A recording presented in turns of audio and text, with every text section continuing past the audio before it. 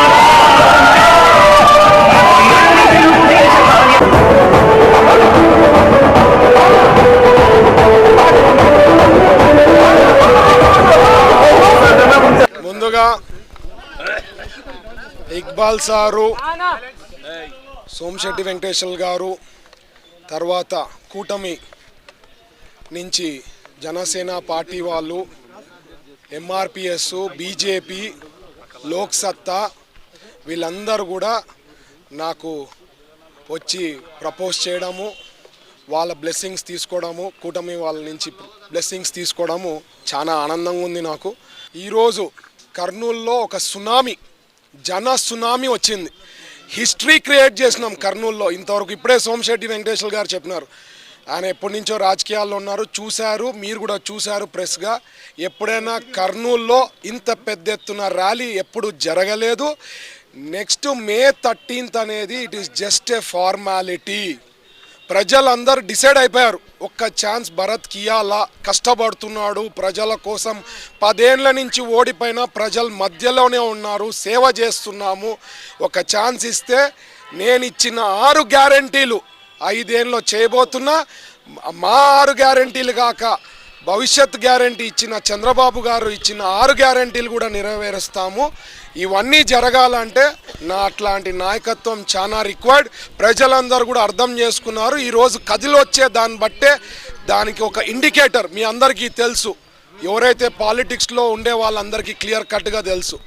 ఎప్పుడైతే ఇట్లా జన సునామీ వస్తుందో it is just a formality. May 13న జరిగే ఫార్మాలిటీ. తర్వాత జూన్ 3న రిజల్ట్స్ వస్తాయి. పెద్ద ఎత్తున అభివృద్ధి చేయబోతున్నాము. కూటమితో అందరితో తీసుకొని వాళ్ళ సహకారాలతో ఖచ్చితంగా ప్రజలు నా మీద వాళ్ళ ఆశీర్వాదం ఉంటుందని ఆశపడుతూ ఈ అవకాశం ఇచ్చిన ప్రతి ఒక్కరి కర్నూలు ప్రజలందరికీ కూడా ధన్యవాదాలు తెలుపుతున్నా.